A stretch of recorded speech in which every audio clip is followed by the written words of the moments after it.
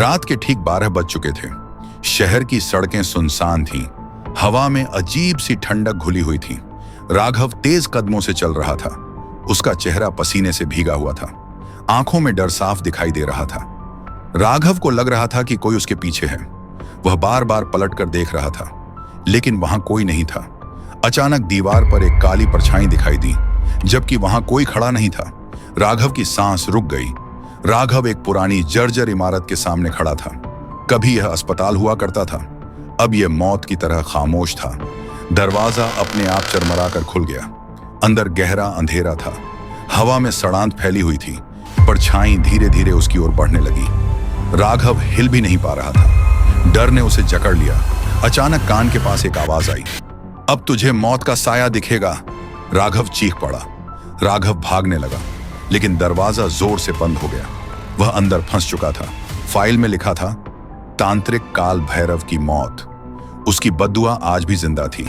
रात के 12 बजे आईने में वही काली परछाई, और खेल शुरू हो चुका था। सुबह हो चुकी थी, लेकिन राघव की रात खत्म नहीं हुई थी। डर अब भी उसकी आंखों में जिंदा था। राघव ने आईने में देखा, परछाई अब भी वही थी, बस थोड़ी और साफ। राघव की पीठ पर एक काला निशान था, जैसे किसी ने छू लिया हो। उसका शरीर ठंडा पड़ गया। राघव एक पुराने मंदिर पहुंचा। वहां एक बूढ़ा पुजारी बैठा था। उसकी आंखों में अजीब डर था। पुजारी ने कहा, यह कोई आत्मा नहीं, यह मौत का साया है। पुजारी ने नाम लिया, काल भैरव, एक खतरनाक तांत्रिक जो मरकर भी नहीं मरा। काल भैरव ने मरते वक्त बद्दुआ दी थी। उसकी आत्मा साया बन गई, जो खून से ताकत पाती है। पुजारी ने कहा, आज रात एक और मौत होगी। राघव का नाम सुनते ही सन्नाटा छा गया। रात होते ही मोबाइल बजा। स्क्रीन पर लिखा था, अननोन। पीछे वही फुसफुसाहट। पास की गली में चीख गूंजी। एक आदमी जमीन पर गिर पड़ा। उसकी आंखें खाली थीं, परछाई और गहरी हो गई। अब वह राघव से बात कर रही थी। तू अगला है। राघव समझ चुका था, अब भागने का रास्ता नहीं था। या तो साया मरेगा या वह। राघव पूरी रात सो नहीं पाया। डर अब गुस्से में बदल रहा था। उसने फैसला कर लिया था, अब सामना होगा। पुजारी ने कहा, साया सिर्फ डर से नहीं मरता, उसके लिए तांत्रिक विद्या चाहिए। पुजारी ने एक जगह बताई, पुराना श्मशान घाट, जहां काल भैरव की राख दबी थी। पुजारी ने एक काली किताब दी। उस पर अजीब चिन्ह बने थे।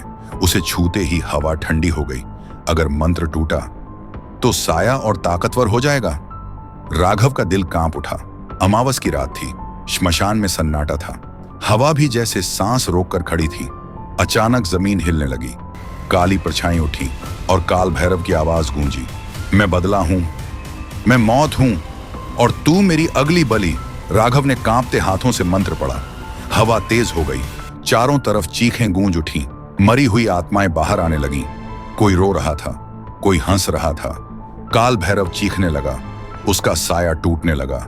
लेकिन खेल अभी खत्म नहीं हुआ था। काल भैरव चिल्लाया, अगर आज बच भी गया तो अंत तय है। राघव जमीन पर गिर पड़ा। साया गायब था, लेकिन अंधेरा अभी बाकी था। राघव की आंख धीरे धीरे खुली। चारों तरफ श्मशान की राख बिखरी थी, लेकिन साया फिर से लौट रहा था। राघव की परछाई अब उसकी नहीं थी। वह अलग दिशा में हिल रही थी, जैसे किसी और की हो। राघव को पुजारी की बात याद आई, साया तभी मरता है जब इंसान अपने डर को जला दे। राघव ने आंखें बंद की। उसने डर से भागना छोड़ दिया और साया की तरफ मुड़ गया। काली परछाई ने इंसानी शक्ल ली। काल भैरव सामने खड़ा था। उसकी आंखों में नफरत थी। काल भैरव बोला, मैं तेरा डर हूं। मैं तभी तक हूं जब तक तू डरता है।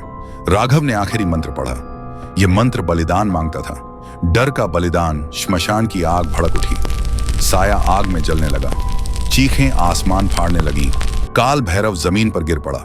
उसका साया राख बन गया। अंधेरा टूट चुका था। सूरज निकला। श्मशान शांत था। राघव जिंदा था। घर पहुंचकर राघव ने आईना देखा। सब कुछ सामान्य था, लेकिन परछाई एक पल देर से हिली, क्योंकि कुछ साए मरते नहीं, वे सिर्फ सो जाते हैं। अगली अमावस तक। अगर आप लोग को ऐसी ही हॉरर हिंदी कहानी सुननी है तो आप लोग हॉरर हिंदी स्टोरी 7250 चैनल को सब्सक्राइब कर लें। हाँ, और बेल एंगल को दबाना ना भूलें।